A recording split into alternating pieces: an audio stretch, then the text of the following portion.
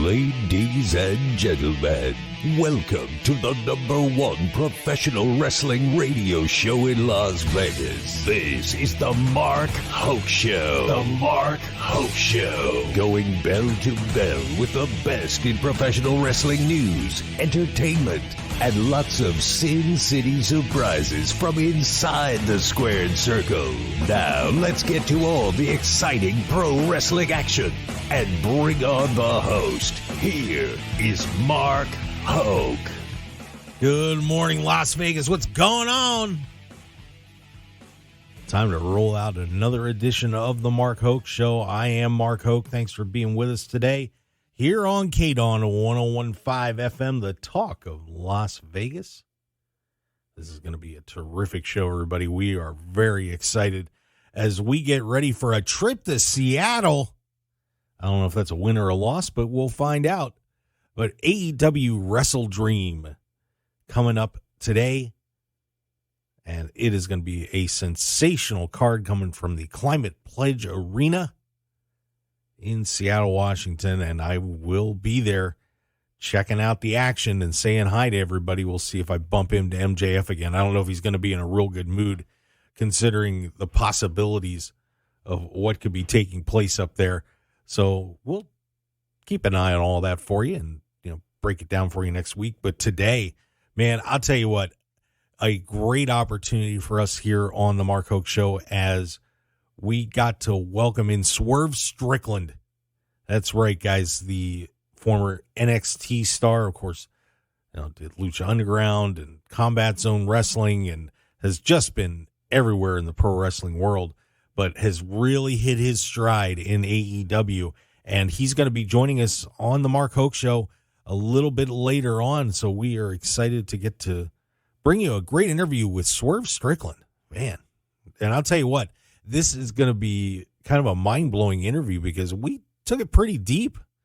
I was surprised. Normally when we do these, we kind of have a lot of fun with it, but this one got down in the weeds a little bit in terms of ring psychology and, his background, and just a terrific interview with Swerve. And we'll look forward to letting you hear that in just a little bit. Of course, AEW WrestleDream going on this weekend. And we've also got some interesting WWE news as John Cena found a partner, everybody. That's right. We're not going to tell you who it is just yet. We'll save that for a little bit later on in the show, too. So it's going to be a great one, and we'll look forward to bringing it all to you. So, of course, WrestleDream coming up. Brand new pay-per-view for AEW as they begin to start adding some new pay-per-views in. Of course, the rumored deal with Max to stream AEW materials and content as they look forward to kind of joining the WWE on the Peacock Network style stuff. So this is going to be a very interesting era for AEW coming up. And Tony Khan mentioned that a lot. I got a chance to be on the media call with him and a lot of the other wrestling media earlier this week. And he is pretty excited about what's coming up here in AEW and, constantly saying it's a new era. And certainly the HBO Max deal would be a precursor to that. But there's obviously another big albatross hanging over everybody right now, and that is what's Edge going to do?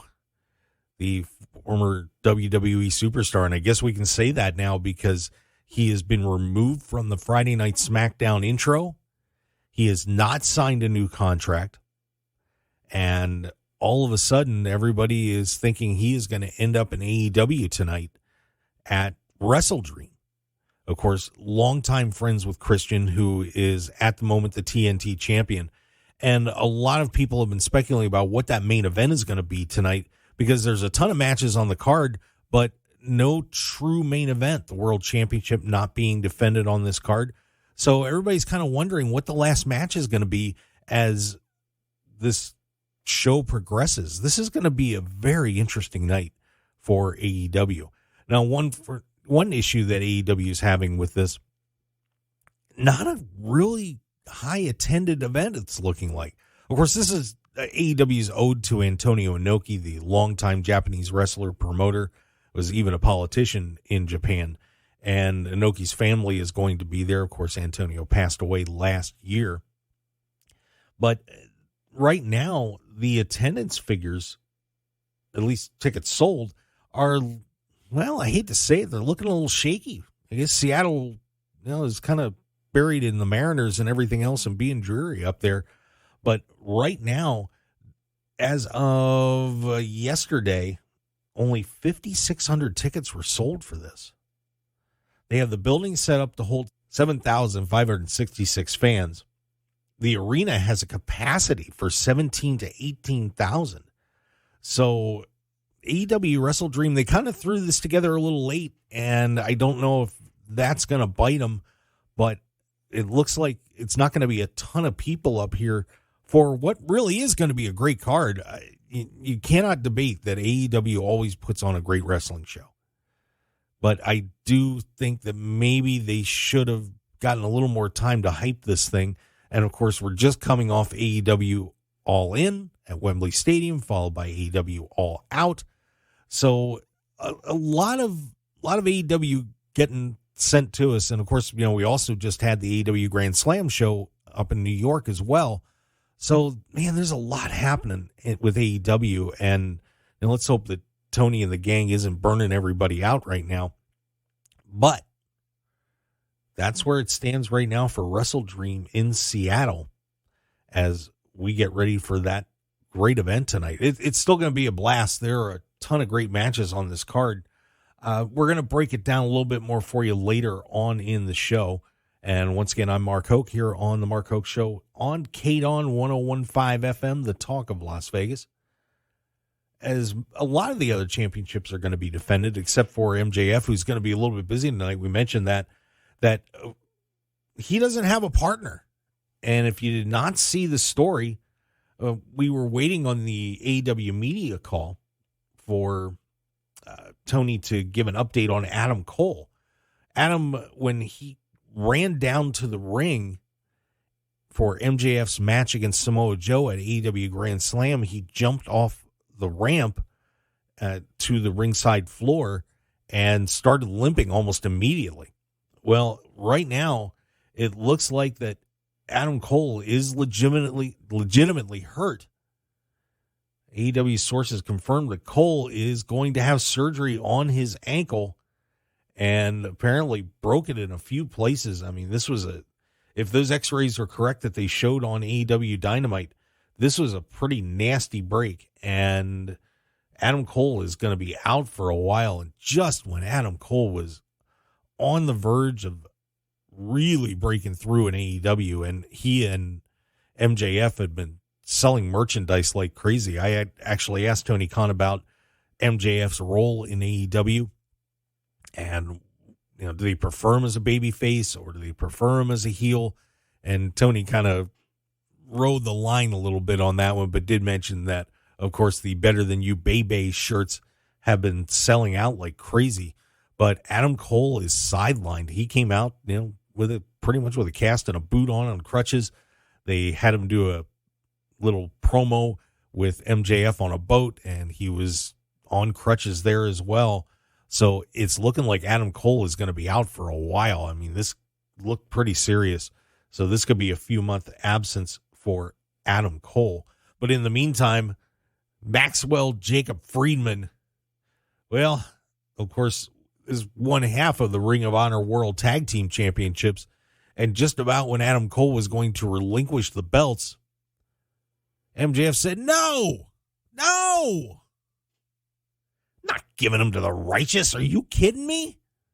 I'm going to take them on myself. You were kind of hoping somebody was going to come out to help MJF. Maybe Roderick Strong was going to fill in for his friend and, start a little triangle there, but didn't happen. And it will be MJF taking on Vincent and Dutch, the righteous, for the Ring of Honor World Tag Team Championships at WrestleDream. So Maxwell Jacob Friedman is going to be going at it on his own. And right now would have to say that the Righteous should be walking out of Seattle with the Ring of Honor World Tag Team Championships.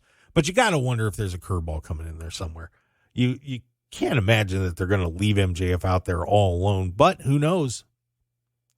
But I am excited for Vincent and Dutch. The Righteous have been doing some great work in Ring of Honor, especially if you don't know Vincent.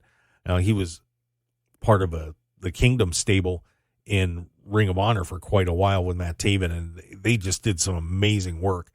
And it'll be fun to see what those guys can do. They put together a terrific promo on Dynamite this week, getting ready for this match, and we'll see if MJF can hang on and maybe keep the titles, which would be unreal, or if he gets a substitute partner. If Adam Cole can find somebody to fill in, maybe Britt Baker should do it.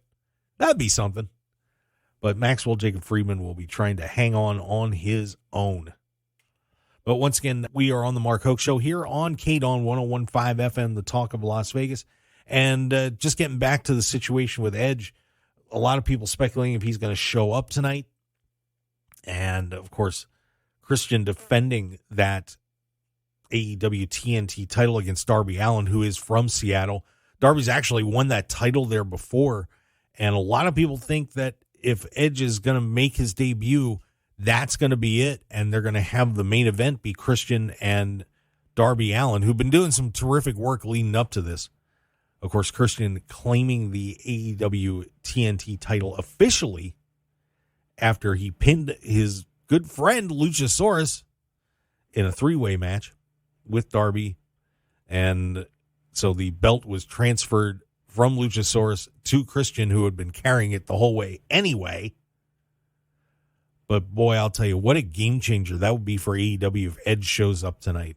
And Seattle is going to go crazy if it ends up being Edge making his AEW debut. Boy, and it just seems so strange. It's one of those things where this is a guy who's been a WWEer for his entire career. And of course, he suffered that massive neck injury that had him out for 9 years. And you felt like the story didn't get finished in WWE, even though you had a great finish with him wrestling Sheamus on SmackDown to what apparently could be him wrapping up his AEW or WWE career. But man, Edge and AEW would be something else. And if Tony Khan did pull that off, oh boy, it's going to rock the wrestling world for a while. So we'll see if Edge ends up showing up tonight in Seattle for WrestleDream. And, of course, some other matches on the card. Like I said, we're going to break this all down for you. But we have what a lot of people thought would be should have been the official main event. Is going to be a great technical match between Bryan Danielson and Zack Sabre Jr. And for those of you that haven't seen much of Zack, he mostly has been wrestling in Japan. But the two of them are really regarded as the best technical wrestlers in the world. So it's going to be very interesting to see what happens with that match, as Bryan Danielson is the betting favorite on this one. But he and Zack Sabre Jr. are going to be going at it tonight, and that should be a absolutely sensational match as we get ready to move forward here for WrestleDream tonight. All right, so let's head to that break. And when we come back, we're going to hear from AEW superstar Swerve Strickland. Oh, man, pretty excited about that. You're going to love this interview that we had with Swerve. So stick around here on the Mark Hoke Show here on KDAWN 101.5 FM, the talk of Las Vegas. We'll be right back.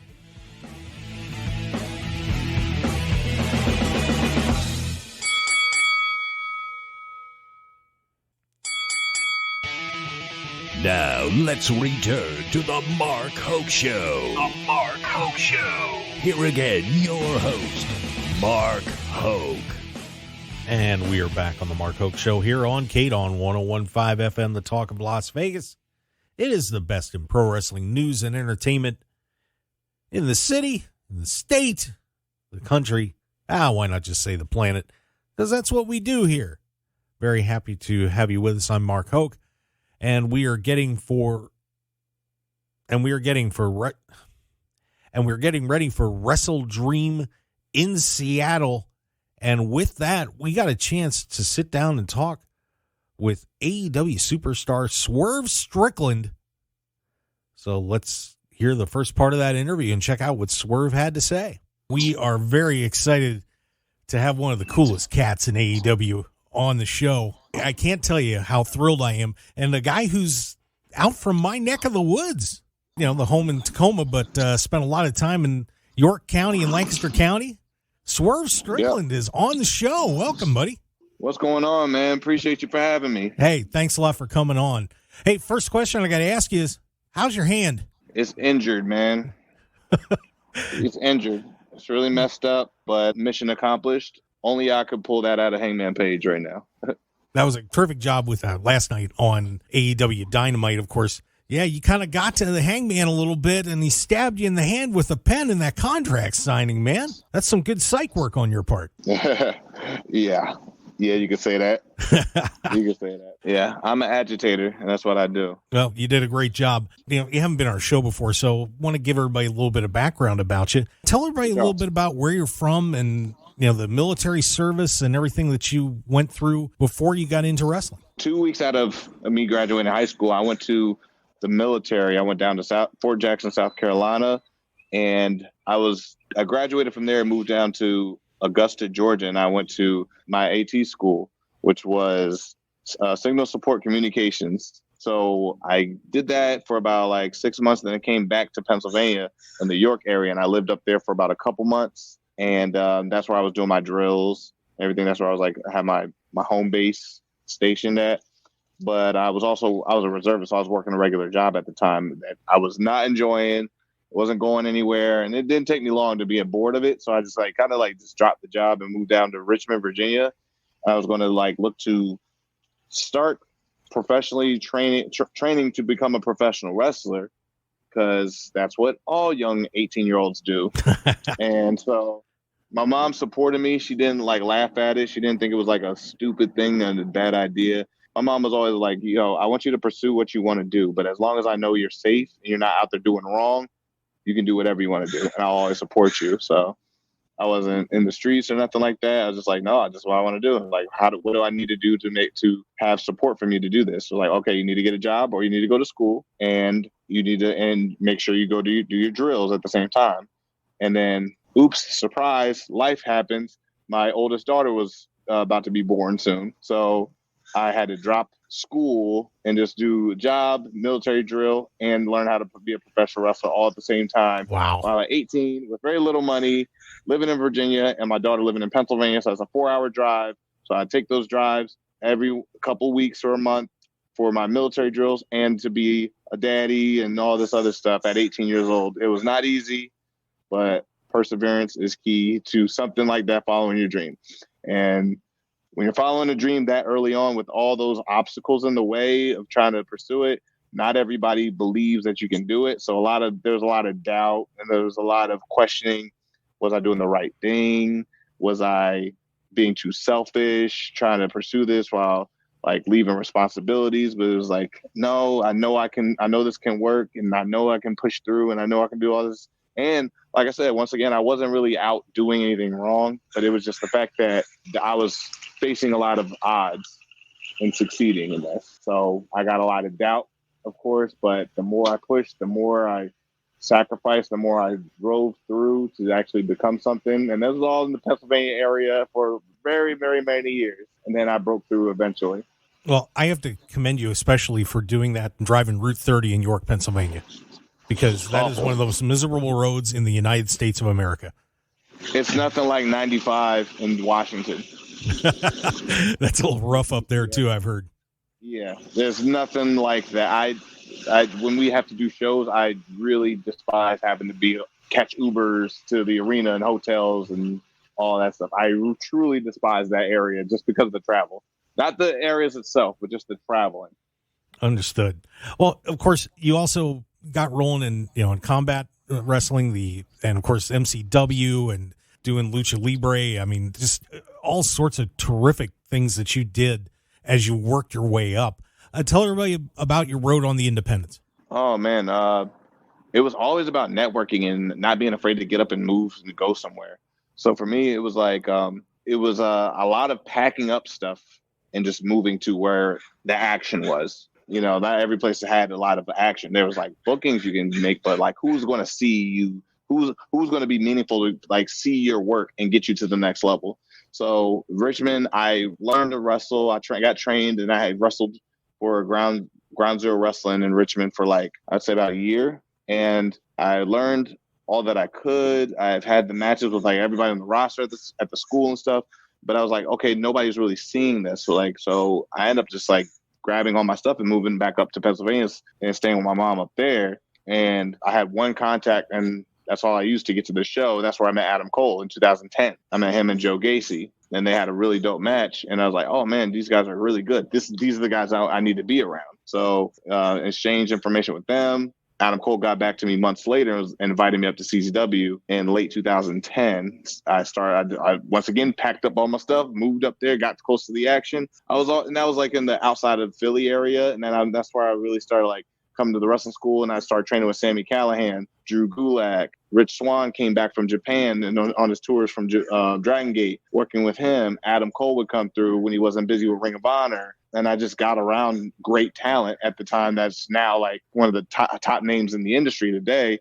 And if there's anything that I could really like give advice to people that are on that indie grind, it's to get around the action, get close to the action, and stay around it. You only get better working with people that are better than you and that are actually doing more, and you want to be in the places that they are actually actively at. And don't be afraid to like sacrifice and lose something in order to gain something greater. That sounds great. And then of course did the work in MLW and then NXT, and that's I think where the world really started to see it was on NXT, and you did such amazing work there. What was the experience like in NXT for you? It was a great experience, but there was also times where I was like, I know that I can offer more. I know that I'm being held aside because there's so much focus on the top of the card with the stacked roster of guys that they're also feeling the same way as well. They have their opportunities. They're getting their chances because they've been feeling like they haven't been used to the best of their abilities.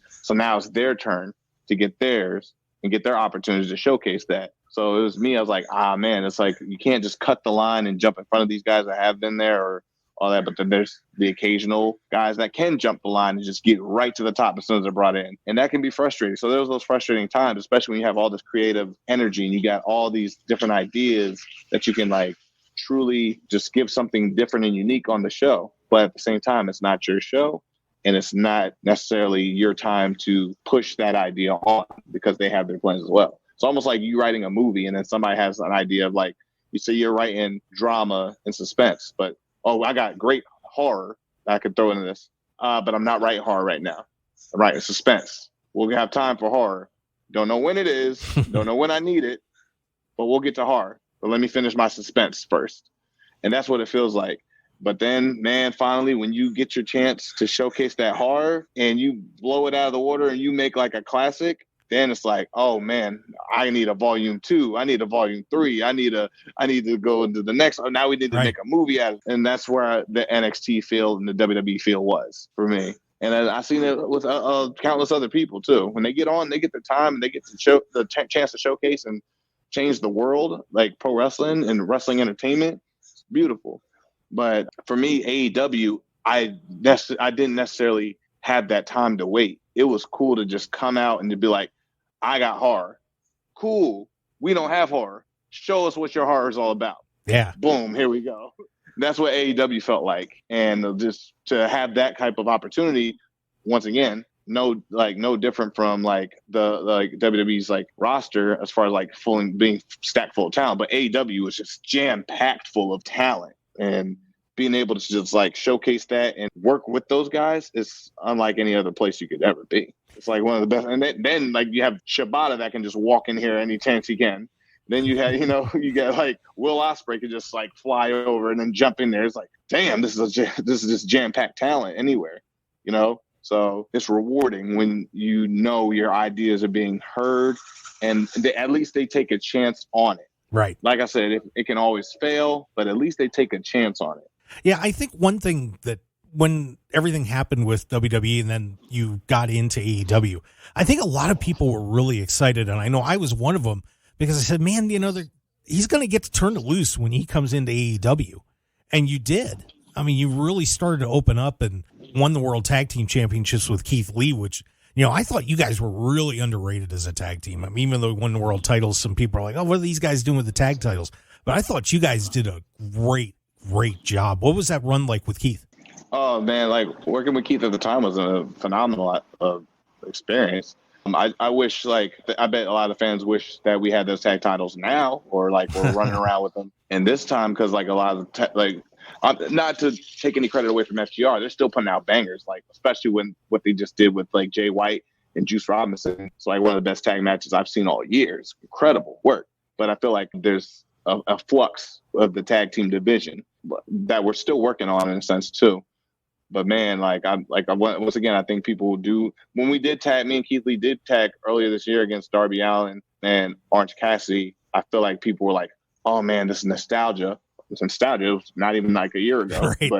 but there was a little bit of nostalgia, and they were like, "Man, these guys, we didn't appreciate these guys when they were on top with the tag titles, doing very unique things, bringing out the Rick Ross accusations gifts and Kevin Gates and doing all these different unique things. And you didn't know what was going to happen between us because there was always something unique about our entrance. Oh, are they on the same page? Are they going to, is it going to go this way and stuff? There was always a story, not between our opponents, but the story was between me and Keith Lee. That's what made our tag team kind of unique. Yeah, it was. I thought you guys did a fantastic job. All right, and there you have the first part of our interview with Swerve Strickland from AEW as we get ready for WrestleDream.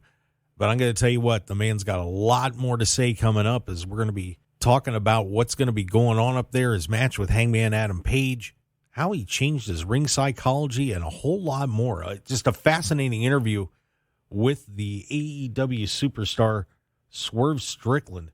So, guys, stick around. We've got a whole lot more coming up for you here on the Mark Hoke Show on KDAWN 101.5 FM, the talk of Las Vegas. So stick around. We've got a lot more. Plus, don't forget, we got some WWE news, too. John Cena found a friend. Isn't that great? Stick around. We'll be right back here on the Mark Hoke Show on KDAWN.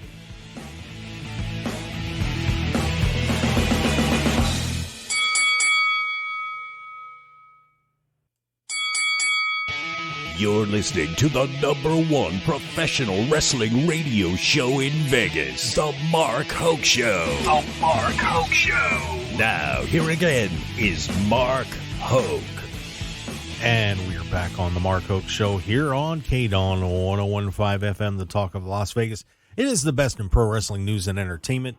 And we just got to do a terrific interview here with Swerve Strickland from AEW. And let's get to the second part of that interview and hear more of what Swerve had to say about what's happened in Seattle and a whole lot more. But then when that team broke up and you got things rolling with yourself is where I think it really took off for you.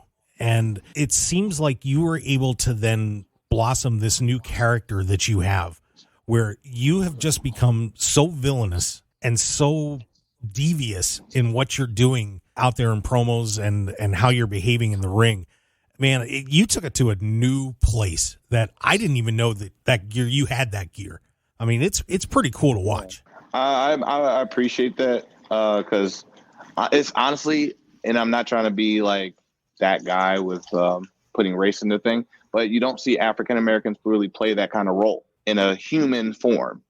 Usually you see a boogeyman, you see a Kamala, you see Papa Shango, you see those type of characters, but you don't see like a regular person, like who's a real human, play those roles a little bit in that sense.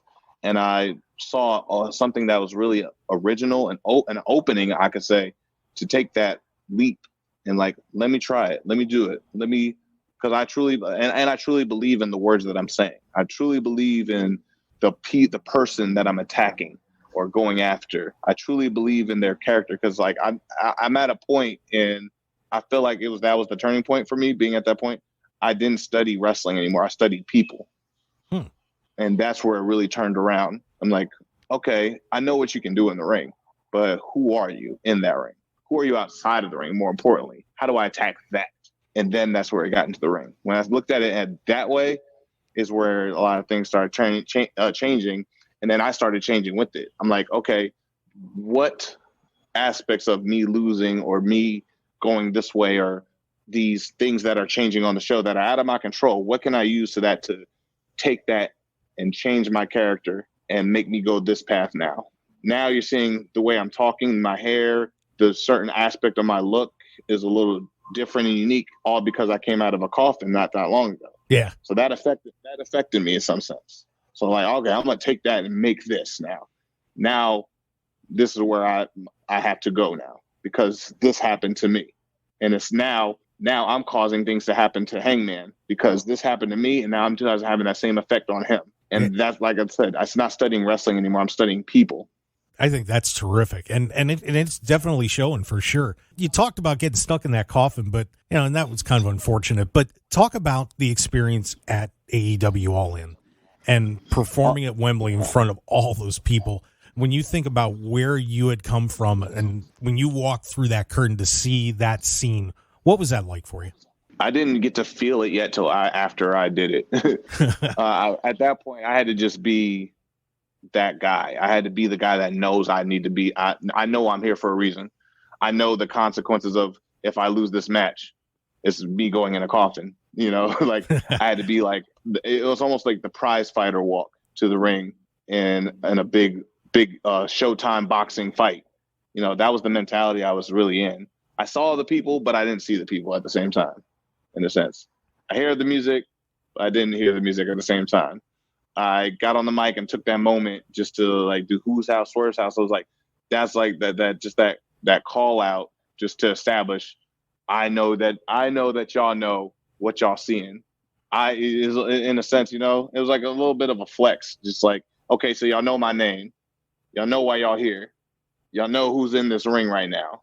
And it's to let the audience know that they know who they're watching.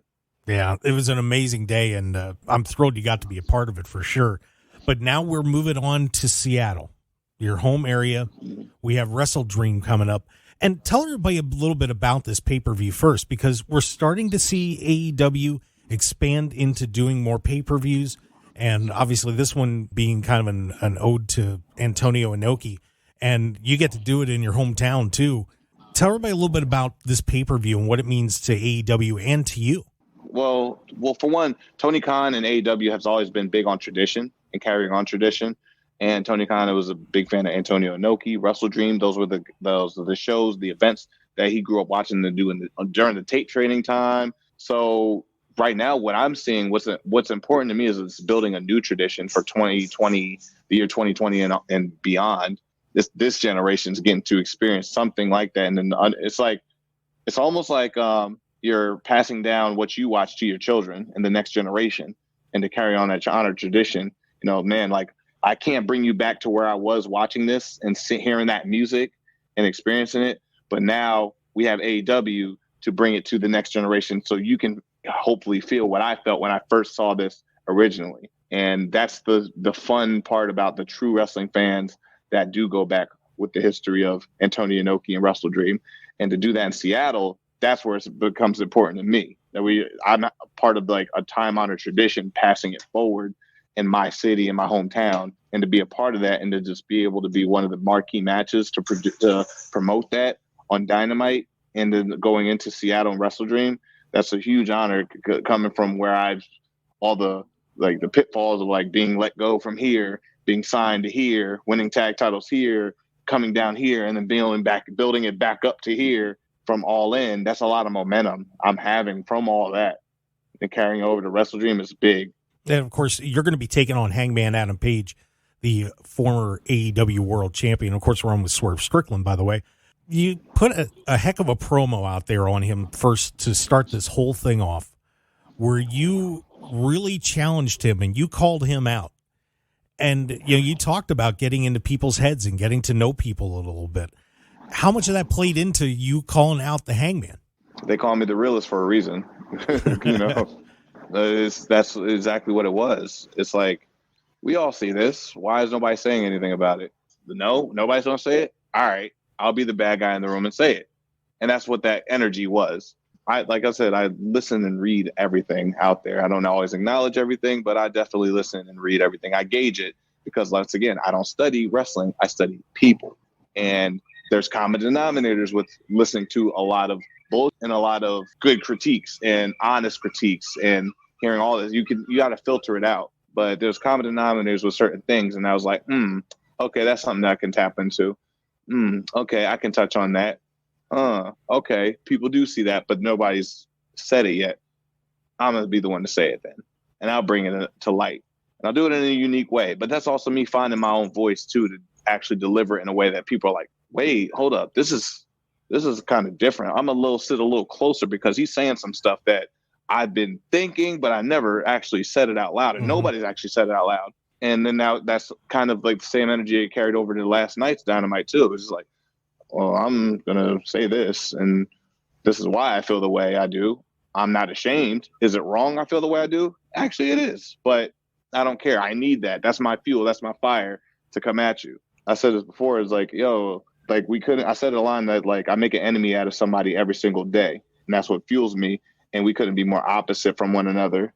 But the more this story unfolds, the more we have these promos, these back and forth, and these talking segments, and like he has the backstage sit and talks, and I have the backstage sit and talks. People are going to understand. Well, actually, they're more similar than than they're actually putting on.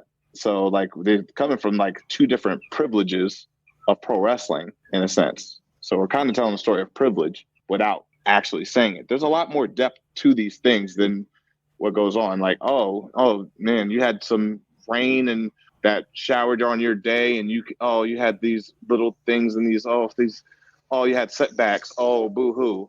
Like, I haven't had setbacks. Like, you know what I mean? Yeah. Like, oh man, like you felt like you weren't being listened to and treated, and that's why your motivation. Like, well, yeah, I haven't been listened to either. Yeah, I have had people screw me out of opportunities left and right, but they didn't stop my motivation. And I don't have the opportunity to just sulk in that. I have to fire up and motivate, or else you don't see me. He can do that because he's an elite member. So he can sulk, and he can lose his smile and his motivation and still be okay and be on these pay-per-views and float and do these death matches with freaking Moxley. I don't have that luxury. So that's where kind of my character is like targeting him. It's not necessarily Hangman Page. It's whoever was in a spot like that. It just happens to be Hangman Page. Well, what can we expect from this match and this pay-per-view coming up? Tell everybody, got a chance to sell this thing to everyone. Let's do it. Think of a physical version of that, of like someone who had to go through ebbs and flows and ups and downs, who had to get kicked to the curb, not necessarily being their fault, not necessarily being the problematic one, actually being the good soldier, having to be cast away and then having to find work and then work hard to get the job and then work even harder to keep the job versus someone who is going to have a job regardless. It's the starving versus the fed, if that makes any sense. Double entendre there if you want to look into it that way. This is the guys who had to survive from underneath and build and fight and scrap and take in whatever way we had to versus the ones that no matter what was taken off their plate, they were always going to get served another plate of food. That's what we're looking at. It's the privilege and the fight and of, man, you lost it, I'm gaining it. You lost your motivation, I'm gaining it. And if you keep feeling like that you don't have that fire anymore, I'm going to take advantage of that because I've always had a fire brewing in me. It doesn't go out. It doesn't flicker.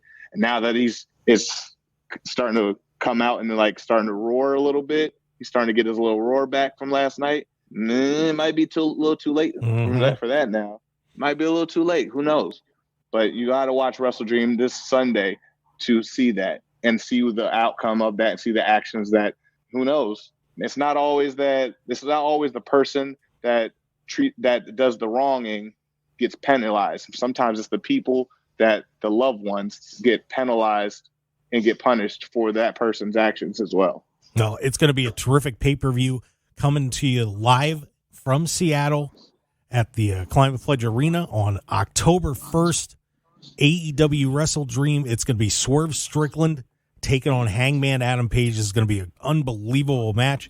And Swerve, I want to thank you for coming on the Mark Hoke Show, man. It's a pleasure to get to talk to you, and I'll be up there, so I'll look forward to seeing this one live. Thank you very much. Thank you for coming out and supporting, man. Appreciate you. You got it. Have a great day, bud. You too. Thank you. And there you have it. Swerve Strickland from All Elite Wrestling, the AEW superstar, getting ready for a massive match for him tonight at WrestleDream. I mean, this is going to be a big one for him as he gets ready to try to take the next step in his AEW career. A win over Hangman Adam Page gets him a win over the Elite. It gets him a win over a former AEW World Champion. This should be a massive, massive effort for Swerve Strickland tonight. And just two terrific performers, too, and a real contrast of styles. Of course, Hangman Adam Page, one of those more grounded guys, wants to beat the crap out of you, and Swerve is going to fly and fly and fly. And, of course, if you haven't seen him wrestle lately, he's going to bring a little brutality, too. So no holding back on this one. Should be a great night with AEW WrestleDream. And, of course, you can watch that on Bleacher Report. It's also available on all your other favorite pay-per-view outlets.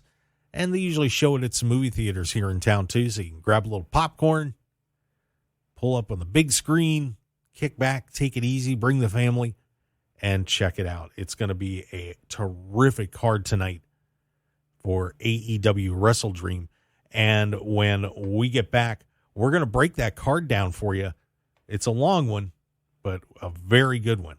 So we want you guys to stick around and join us for hour number 2 of the Mark Hoke Show here on KDAWN 101.5 FM, the talk of Las Vegas. We'll have that.